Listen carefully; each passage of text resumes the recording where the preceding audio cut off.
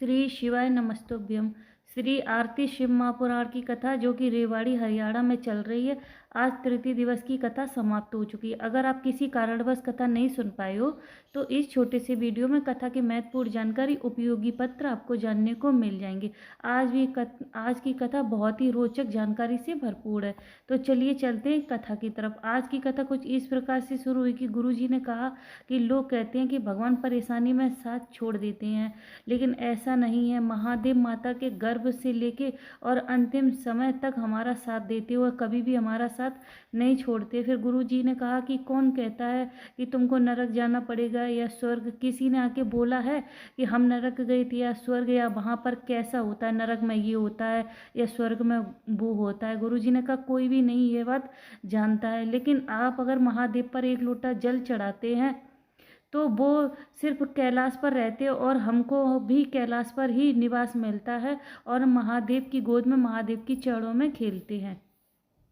फिर गुरुजी ने कहा है कि कभी भी छोटा बच्चा अगर मंदिर पूजन करने के लिए जाए, अगर उससे कोई भी गलती हो जाए, या कोई भी महिला, कोई भी नारी अगर मंदिर गई उससे भी कोई भी गलती हो जाए पूजन करने में, तो उसको कभी भी डांटना नहीं चाहिए, क्योंकि उसको नया नया अभी वह भगवान की भक्ति से जुड़ी है और धीरे धीरे अभी उसने पूजन चालू किया है। आगे चलकर वह सब सीख जाएगी, क्योंकि बच्चा अगर कोई गलती करता है तो माँ बाप ही हमेशा उसको माफ़ करते हैं। उसी तरह से अगर हम लोग कोई गलती भी करेंगे तो हमको भी महादेव, हम भी महादेव के बच्चे हैं और हमको भी महादेव माफ़ कर देंगे। फिर गुरुजी ने कहा है कि सलाह देने वाले तो बहुत सारे मिल जाते, पर सहयोग देने वाले नहीं मिलते हैं। महादेव सलाह देने वाले नहीं हैं, महादेव सहयोग देने वाले हैं।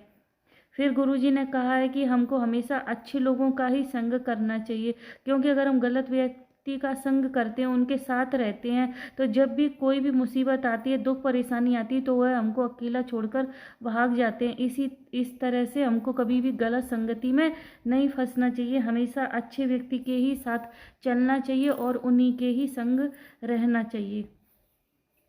फिर गुरुजी ने कहा है कि अगर आप पशुपतिनाथ का व्रत कर रहे हैं या मंदिर में कोई भी पूजन कर रहे हैं, अगर आपके पास कुछ भी सामान नहीं, कभी आप चंदन अष्टगंध कुछ भी भूल रहे हैं, आपके पास कुछ भी पूजन का नहीं है, तो भी आप भगवान का पूजन करें और मन में ये गिलानी ना लाएं कि मेरे पास यह सामान नहीं है, यह सामग्री नहीं है। भगवान किसी भी सामग्री के भूखे नहीं है, वह सिर्फ आपके भाव के भूखे हैं। तो आप भाव के साथ, पूर्ण श्रद्धा के साथ उनकी पूजा करिए, बाबा आपको वही फल प्रदान करेंगे।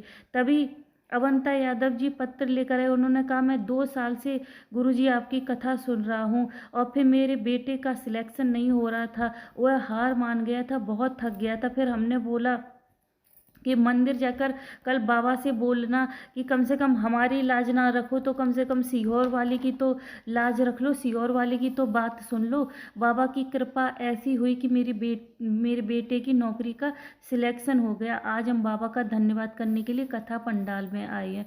फिर गुरुजी ने कहा है कि प्रदोष के दिन अगर शिव भक्त के दर्शन या शिव मंदिर के दर्शन, शिव जी के दर्शन अगर आपको हो जाते हैं, या शिव के कोई भी मंदिर है, शिखर है, उसके भी अगर आपको दर्शन हो जाते हैं, तो भी ये कल्याणकारी होते हैं और हमारे जीवन में बदलाव अवश्य लाते हैं। फिर गुरुजी ने कहा 26 मार्च में सीहोर की महादेव की होली है। उसी दिन आप लोगों को भी अष्टगंध या चंदन कुछ भी जल में डाल के बाबा भोलेनाथ पे अवश्य समर्पित कर देना है।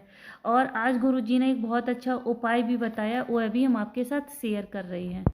उपाय कैसे करना है वह आप अच्छे से समझ लो। गुरुजी ने कहा है कि अगर किसी को डायलिसिस चालू हो गया है या डायलिसिस हो रहा है या फिर किडनी लीवर खराब हो गया है, ऐसी कोई भी समस्या है, तो ही आपको यह उपाय करना है। आपको क्या करना है, आपको बेल वृक्ष के नीचे एक घी का दिया प्रज्वलित कर लेना है। फिर आपको एक पात्र में, कटोरी में, जैसे कि हम ये दिखा रहे हैं, इस तरह से आपको गंगा जल ले लेना है और आपको 7 बेलपत्र ले लेनी है। और 7 बेलपत्र में जो नीचे वाली जो पत्ती होती है वही आपको उसमें डुबानी है, ऊपर की 2 पत्तियां उसमें नहीं डुबानी है। 2 पत्ती होती हैं ऊपर की, वह ऊपर ही रहें, सिर्फ 2 ही, एक नीचे वाली पत्ती ही सिर्फ डुबानी है। इस तरह से हम आपको बता रहे हैं, इस तरह से सिर्फ आपको एक नीचे वाली पत्ती ही डुबानी है। और इसके बाद आपको कुंदकेश्वर महादेव और अवधूतेश्वर महादेव का नाम लेकर यह डुबानी है। उसके बाद आपको वहीं पर थोड़ी देर बैठ के बेल वृक्ष के नीचे श्री शिवाय नमस्तुभ्यम या नमः शिवाय मंत्र का थोड़ी देर तक जाप करना है। उसके बाद आपको वह जल उठाकर ले आना है, वह जल आपको रोगी व्यक्ति को दे देना है, उसको आचमन करा देना है, और जो बेलपत्र है वह आपको शिव मंदिर में समर्पित कर देनी है। इससे डायलिसिस अगर आपका महीने में 2 बार भी हो रहा है तो वो 1 बार पे आ जाएगा, धीरे धीरे बंद हो जाएगा और बाबा की कृपा आपको जरूर मिलेगी। बाबा की कृपा से डायलिसिस या किडनी लीवर की जो भी समस्या है वह जरूर समाप्त हो जाएगी, दूर हो जाएगी। इसी के साथ साथ आज की कथा विश्राम हो गई है। अगर कोई बोलने कहने में कोई त्रुटि हुई हो तो उसके लिए क्षमा चाहते हैं। मिलते हैं कल नई कथा में, तब तक श्री शिवाय नमस्तुभ्यम। हर हर महादेव।